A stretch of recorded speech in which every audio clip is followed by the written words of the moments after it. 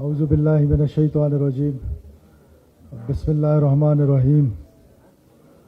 Honorable members of the Provincial Cabinet, Honorable members of the Provincial Assembly, Honorable Chief Secretary Balochistan, Advisor on Labour and Manpower Sardar Umrani Sahab, Secretary Labour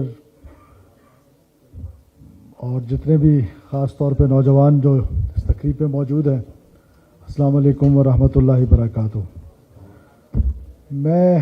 آج میرے لیے بہت اطمینان کا دن ہے، خوشی کا بھی دن ہے کہ جب ہم نے یہ خواب دیکھا تھا، پہلے دن میں نے ظاہر ہے نہ کسی سے کوئی مشورہ کیا تھا اور نہ کوئی، صرف اپنا ایک ویژن تھا. جب میں اسپیچ کر کے آیا، جب میری چیف سیکرٹری بلوچستان سے پہلی ملاقات ہوئی تو میں نے ان سے کہا کہ یہ تو میں نے کوئی بات کر دی ہے، پتہ نہیں یہ ہو سکے گا یا نہیں ہو سکے گا. تو انہوں نے کہا سر فکر نہیں کریں، ہو جائے گا، ہم راستہ نکال لیں گے. اور آج اللہ کا فضل ہے، بہت چھوٹا سا پودا ہے، یہ انشاءاللہ ایک تناور درخت بنے گا. اور یہ 30,000 تک تو ہمارا 5 سال کا پلان ہے. ہم انشاءاللہ تعالیٰ جب آنے والی حکومتیں ہوں گی اور اس کے آنے والی حکومتیں، تو ایک ٹائم ایسا آئے گا کہ بلوچستان میں یہ تعداد جو ہے بہت آگے تک چلی جائے گی. اور اس کے پیچھے کیا سوچ تھی؟ وہ سوچ صرف یہ تھی کہ بلوچستان کا نوجوان جو کہ بے روزگار بھی ہے، یوتھ سے ڈس انٹیگریٹ بھی ہے، اسٹیٹ سے ڈس انٹیگریٹ بھی ہے اور پریشان بھی ہے کہ کوئی ایسا ذریعہ نہیں ہے کہ جہاں وہ اپنے لیے روزگار کا موقع دیکھ سکے. نہ یہاں پر کوئی انڈسٹریز ہے، نہ یہاں پر کوئی کارخانے لگے ہوئے ہیں، نہ زمینداری کے لیے بھی ماں سوائے ایک ڈویژن کے وہاں پر کچھ بھی نہیں ہے. تو ایسے میں یہ سوچ آئی کہ کیوں نہ پوری دنیا کو، جہاں پر سکل لیبر کی ضرورت ہے، پوری دنیا کو لوگ چاہیے، پوری دنیا کو یوتھ چاہیے، اور وہی یوتھ ہماری اسٹرینتھ ہے. تو اس اسٹرینتھ کو ہم نے سامنے رکھ کے یہ فیصلہ کیا، اور اس فیصلے کو عملی جامہ پہنانے کے لیے جس طرح ہمارے چیف سیکرٹری صاحب نے، secretary labour and manpower نے، خصوصی طور پہ adviser on labour and manpower Baba Ghulam رسول عمرانی صاحب نے، اور طارق مینگل صاحب نے، میں تھوڑا تم سے خفا بھی ہوں کہ وہ جو ٹائم لائنز تھیں، آئی انڈرسٹینڈ. جس طرح ظفر قادر صاحب نے کہا، بڑا مشکل کام تھا. پہلا سٹیپ ہمیشہ بڑا مشکل ہوتا ہے.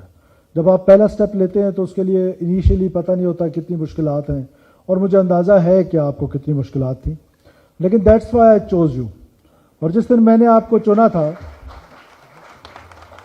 اس دن کی داستان آپ کو میں بتاؤں. اس کو میں نے گھر بلایا تھا، آفس نہیں بلایا. کسی سے سنا ادھر سے ادھر سے. پہلے ہم ایک دوسرے کو شاید جانتے بھی نہیں تھے. تو مجھے پتہ چلا کہ بڑا تگڑا افسر ہے اور یہ وہ ڈوئر ہے.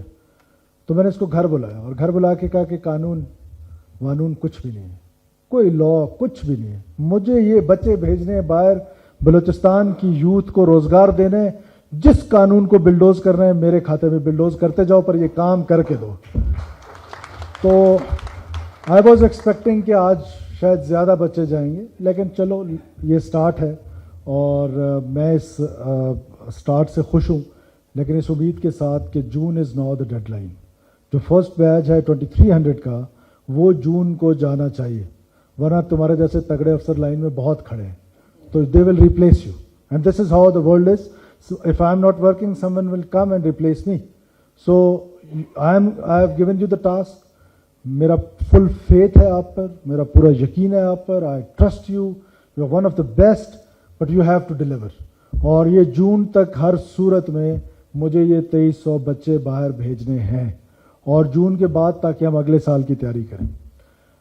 اب بچوں کے لیے جو باہر جا رہے ہیں، it is not a free lunch.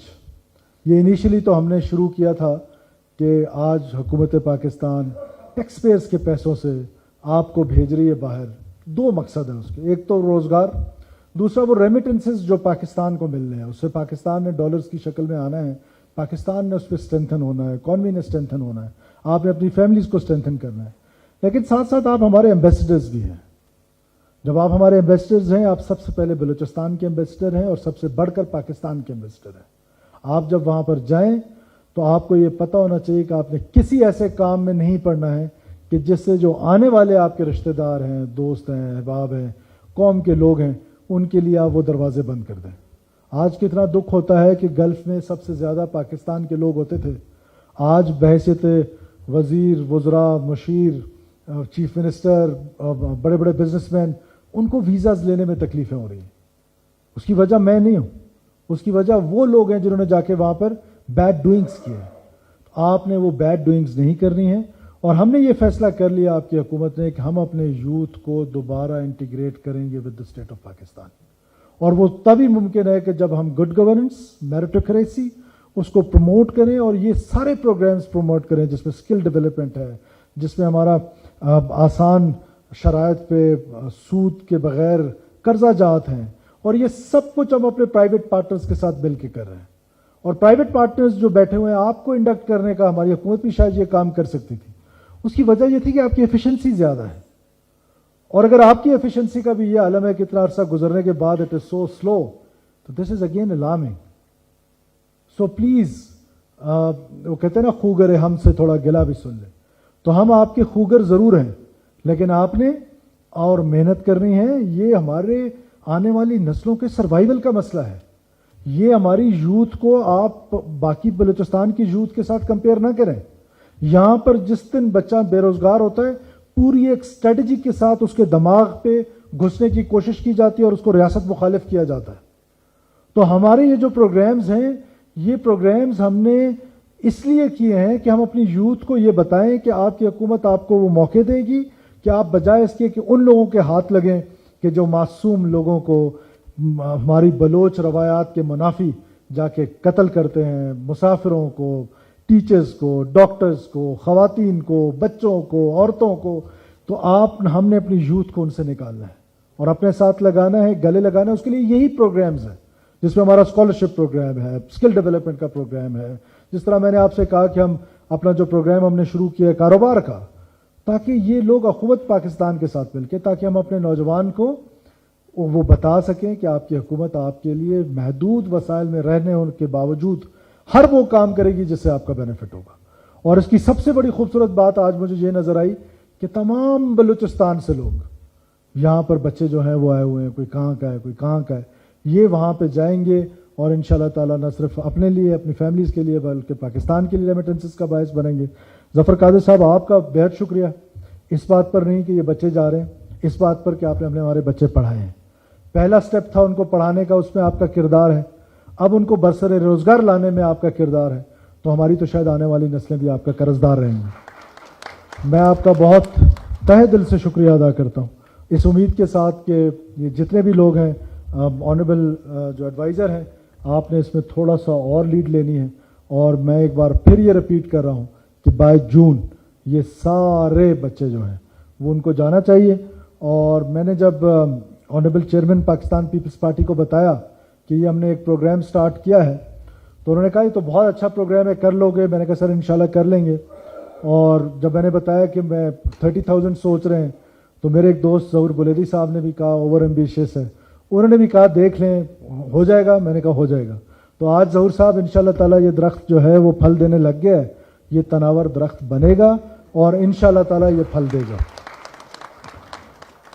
میں آخر میں ایک بار پھر نوجوان بچوں کو مبارکباد دیتا ہوں کہ آپ اللہ کے فضل و کرم سے باعزت روزگار کمانے کے لیے جا رہے ہیں, اور باعزت طریقے سے ہی یہ روزگار کمائیے گا. بالکل ٹھیک کہا ظفر صاحب نے, گھر کی یاد آئے گی, ہوم سکنس ہوگی, لیکن اگر آپ واپس آئیں گے تو یہ اس کا اندازہ لگائیں کہ کتنی بڑی ایفرٹ ہوئی ہے آپ کو بھیجنے کے لیے. اور پھر جب آپ واپس آئیں گے تو it is not a free lunch.